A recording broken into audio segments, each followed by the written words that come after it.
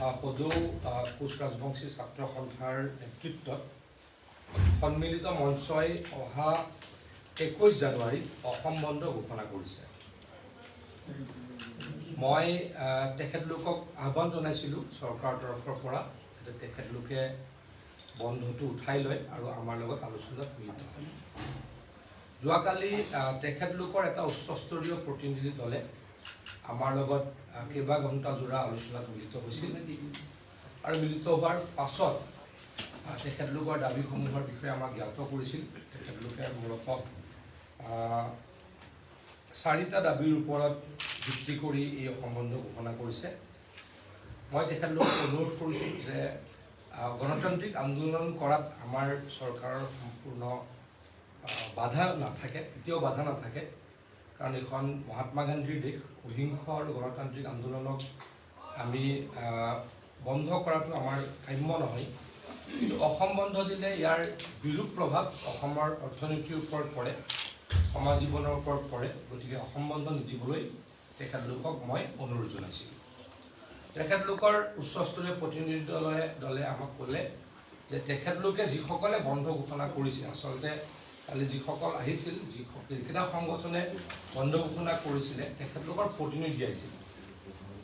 মূল ব্যক্তিসকল অহা নাছিল, ক্ৰাছৰ সভাপতিসকল অহা নাছিল, কিন্তু তেখেতলোকৰ জাতিৰ এটা অতি উচ্চস্তৰীয় সন্মানীয় প্ৰতিনিধি দল আহিছিল।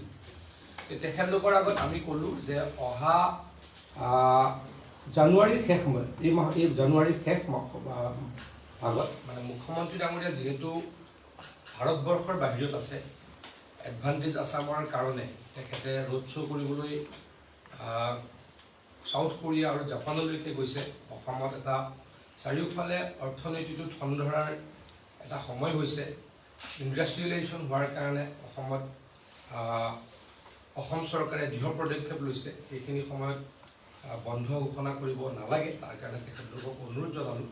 আৰু যিহেতু মুখ্যমন্ত্ৰী ডাঙৰীয়া নাই, মুখ্যমন্ত্ৰী ডাঙৰীয়া আহিলে তেখেতলোকৰ লগত এখন সৌহাৰ্দ্যপূৰ্ণ আলোচনা কৰিম বুলি মই তেখেতলোকক প্ৰতিশ্ৰুতি দিলোঁ।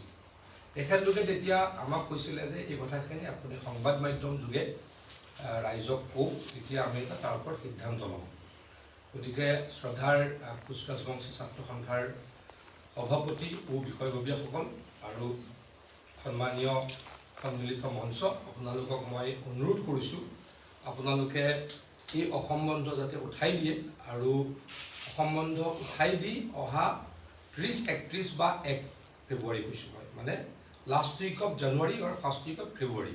যিহেতু মুখ্যমন্ত্ৰী ডাঙৰীয়া অসমৰ বাহিৰত আছে, ভাৰতবৰ্ষৰ বাহিৰত আছে, আৰু এই কথাখিনি মুখ্যমন্ত্ৰী ডাঙৰীয়াৰ নেতৃত্বত আলোচনা কৰিলেহে কিছু সমস্যা সমাধানৰ বাট ওলায়। গতিকে সেইখিনি কৰিম বুলি আমি প্ৰতিশ্ৰুতি দিছোঁ। আৰু মই আকৌ আপোনালোকৰ যোগেদি সদৌ কোচ ৰাজবংশী ছাত্ৰ সন্থাৰ নেতৃবৃন্দক, সন্মিলিত মঞ্চৰ নেতৃবৃন্দক 21 তাৰিখৰ বন্ধটো উঠাই ল'বলৈ অনুৰোধ কৰিছোঁ। তেখেতৰ কেইবাটাও দাবী, জনজাতিকৰণৰ দাবীটো অত্যন্ত তেখেতলোকৰ গুৰুত্বপূৰ্ণ দাবী। কমতাপুৰৰ দাবী, কমতাপুৰৰ ৰাজনৈতিক সমাধান তেওঁলোকে দিল্লীত ত্ৰিপাক্ষিক বৈঠকৰ যোগেদি সমাধান হোৱাটো বিচাৰে। আৰু জনজাতিকৰণৰ বাবে মন্ত্ৰী গোটৰ এটা প্ৰতিবেদন তেখেতলোকে ভাৰত চৰকাৰক দিব লাগে বুলি কয়। কেইবাটাও দাবী আছে। আৰু কেৰলৰ লগত তেখেতলোকে আলোচনা প্ৰক্ৰিয়া আৰম্ভ হোৱাটো দাবী তেখেতলোকৰ।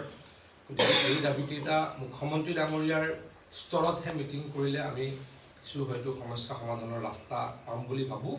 গতিকে মুখ্যমন্ত্ৰী ডাঙৰীয়া অহাৰ লগে লগেই তেখেতলোকৰ লগত, যিহেতু মই চৰকাৰৰ প্ৰতিনিধি, তেখেতলোকৰ লগত আলোচনা কৰিছোঁ, তেখেতলোকক কথা দিছোঁ এখন মিটিং কৰা হ'ব আৰু পৰৱৰ্তী সময়ৰ ৰোডমেপ লোৱা হ'ব। তেওঁলোকে উঠাই ল'ম বুলি কৈছিলে নেকি? তেওঁলোকে কোৱা নাই এতিয়ালৈকে। তেখেতলোকৰ লগত আলোচনা মোৰ সৌহাৰ্দ্যপূৰ্ণ আছিলে, কিন্তু কালি যিসকল ব্যক্তি আহিছিল, যিকেইটা সংগঠনে বন্ধ দিছিল, তেওঁলোকৰ উচ্চস্তৰীয় প্ৰতিনিধি আছিল। গতিকে তেওঁলোকে ইমিডিয়েটলি একো ডিচিশ্যন দিব পৰা নাছিলে, কিন্তু আলোচনা সৌহাৰ্দ্যপূৰ্ণ আছিলে। তেখেতলোকে স্বীকাৰ কৰিছিল যে আমি আমাৰ চৰকাৰখনৰ দিনতেই কোচ ৰাজবংশীসকলৰ কাৰণে 13টা মেডিকেল চিট আমি ৰিজাৰ্ভেশ্যন দিছোঁ। আমি বিভিন্ন কলেজ, বিভিন্ন ইউনিভাৰ্চিটি, ইঞ্জিনিয়াৰিং কলেজ, আনকি IIT সমূহলৈকেও আমি কোচ ৰাজবংশী হওক, আমাৰ আহোম জনগোষ্ঠী হওক, মৰাণ মটক জনগোষ্ঠী হওক, আমাৰ চাহ জনগোষ্ঠী হওক, বিশেষকৈ যিসকলে যিকেইটা 6টা সম্প্ৰদায় জনজাতিকৰণৰ কাৰণে দাবী কৰি আহিছে, আন্দোলন কৰি আহিছে, তেওঁলোকৰ কাৰণে এইখিনি ব্যৱস্থা ইতিমধ্যে আমি লৈছোঁ। গতিকে বহুখিনি সমস্যা আমি সমাধান কৰিছোঁ।